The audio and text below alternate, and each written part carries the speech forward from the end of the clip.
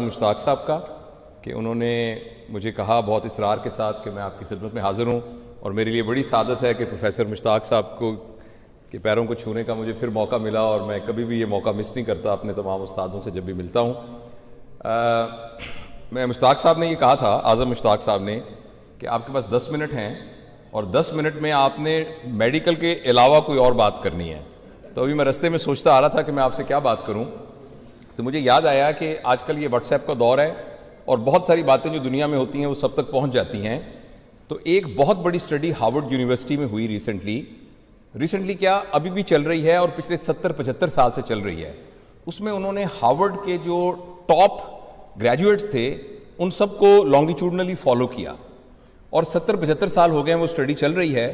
اس میں سے بہت سے لوگ ایسے تھے کہ جو وہاں امریکہ کے پریزیڈنٹ بنے، 2-3 تو امریکہ کے پریزیڈنٹ بنے، کچھ آسٹروناٹس بنے، کچھ سائنٹسٹ بنے، کچھ لوگ ایسے تھے جنہوں نے نوبل پرائز حاصل کیا، اور کچھ لوگ ایسے تھے کہ وہ کنوکٹ ہوئے اور جیلوں میں بھی رہے، کچھ ایسے لوگ بھی تھے جنہوں نے خودکشیاں کی، اور کچھ لوگ تھے جو آرٹسٹ بنے۔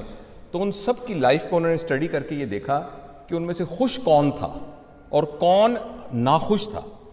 تو آپ حیران ہوں گے کہ اس ساری اسٹڈی کے نتیجے میں جو سینس آف ویل بینگ ہے اور ہیپینس ہے اور جو ایک مطمئن زندگی ہے، اس کا جب کرائٹیریا دیکھا گیا تو اس میں ایک چیز کامن تھی، اور وہ کامن چیز پیسہ نہیں تھی، وہ عہدہ نہیں تھا، وہ ڈگری نہیں تھی، وہ تعلیم نہیں تھی، وہ بچوں کی تعداد نہیں تھی، وہ بچوں کی سکسیس نہیں تھی۔ وہ یہ تھی کہ جن لوگوں نے اپنے رشتے نبھائے اور جن کے اندر ریلیشن شپ ڈیولپ کرنے کی ایبلٹی تھی، وہ لوگ بہت خوش رہے۔ جو رشتوں کو بنا سکے، رشتوں کو نبھا سکے، رشتوں کے سلسلے میں کوئی کانفلکٹ آ جائے تو اس کو برداشت کر سکے، تو وہ لوگ تھے کہ جو کہ زندگی میں اطمینان کے ساتھ زندگی گزاری۔ تو میں آپ سب کو مبارکباد پیش کرتا ہوں کہ I'm sure کہ آپ دنیا کے کچھ حصوں میں ہوں گے، پاکستان کے مختلف جگہوں پر ہوں گے، مگر آپ سب لوگ اکٹھے ہوئے ہیں تو یہ بنیادی طور پر ایک میچور آدمی کی ویل بینگ کی نشانی ہے کہ اس کے رشتے کتنے مضبوط ہیں۔ تو اس سلسلے میں آپ کو مبارکباد پیش کرتا ہوں۔ دوسری بات جو میں آپ مختصر بتانا چاہتا ہوں اسی ضمن کے اندر، کہ اور کیا کیا ہمیں لٹریچر کیا کہتا ہے کہ اگر انسان مطمئن ہے تو اس کا کیا کرائیٹیریا ہے۔ تو اس سلسلے میں آپ سب جانتے ہیں کہ ہمارے ایک انسان کو ہم 4 حصوں میں تقسیم کر سکتے ہیں۔ ایک انسان جو چلتا ہوا آ رہا ہے ہمارے سامنے، اس کے اندر بنیادی طور پر 4 ڈائمنشنز ہیں۔ اس کی ایک ڈائمنشن اس کی فزیکل ڈائمنشن ہے، اور اس کو میئر کیا جا سکتا ہے PQ سے، which is physical quotient، جس کا مطلب یہ کہ آدمی کی باڈی کتنی صحت مند ہے۔ دوسری چیز ہے IQ، جس سے اس کے انٹلیکچوئل کوشنٹ کو میئر کیا جا سکتا ہے کہ اس کے اندر ریزننگ کتنی ہے، پرابلم سالونگ کتنی ہے، ذہانت کتنی ہے، علم کتنا ہے۔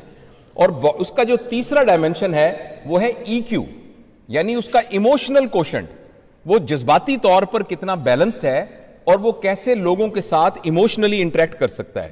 اور اس کا چوتھا جو سیگمنٹ ہے وہ ہے SQ، جسے کہتے ہیں اسپرچول کوشنٹ، کہ بنیادی طور پر اگر ہم مذہب کے کانٹیکس میں دیکھیں تو اس سے مراد تو اسپرچویلٹی ہی ہے، لیکن اگر آپ اس کو ایک طرف ہٹا کے دیکھیں تو اس کا مطلب یہ ہے کہ جو کچھ بھی ہم دنیا میں کر رہے ہیں وہ ہائر پرپس کے لیے کر رہے ہیں کہ کسی چھوٹے پرپس کے لیے کر رہے ہیں۔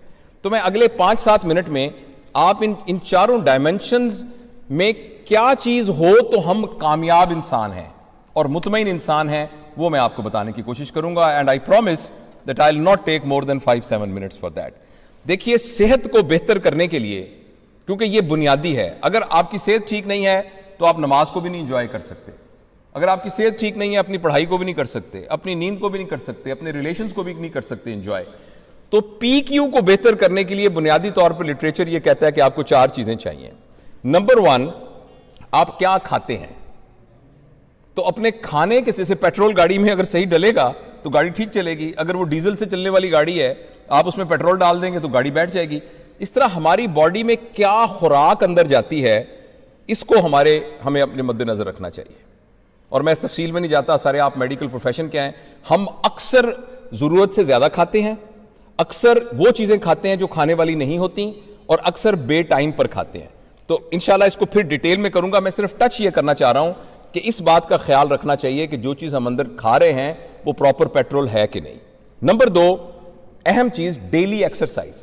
जैसे जैसे हमारी उम्र ज्यादा होती जाती है वैसे हमारी बॉडी को डेली वर्कआउट की बहुत जरूरत है।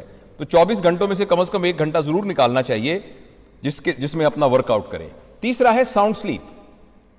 हम काम के चक्करों में बाज़ औक़ात प्रॉपर तरीके से सोते ही नहीं है, और सही कम से कम 6 से 8 घंटे तक रोजाना सोना यह बहुत जरूरी है। और चौथी चीज जो PQ के लिए बहुत जरूरी है वो है लेजर टाइम।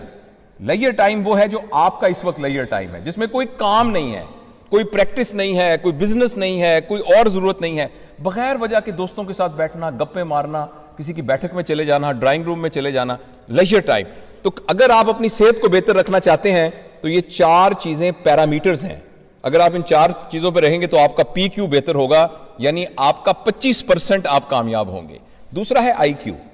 IQ के लिए यह है कि रोजाना हम सीख रहे हों, कुछ ना कुछ सीख रहे हों। हम कभी भी स्टूडेंट बनना ना छोड़ें, चाहे वो कॉग्निटिव डोमेन हो, चाहे वो स्किल डोमेन हो, चाहे वो एटीट्यूडनल डोमेन हो।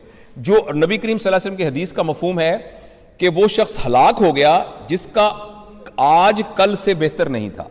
तो इसका मतलब है जो कुछ मैं था नॉलेज वाइज, स्किल वाइज, मुझे आज उससे बेहतर होना चाहिए। तो अगर हम ये भी करना, रोज कुछ ना कुछ सीखने लग जाएं तो हमारा 50% ठीक हो गया। तीसरा है EQ। ये वो चीज है जिसमें हम सब मार खाते हैं।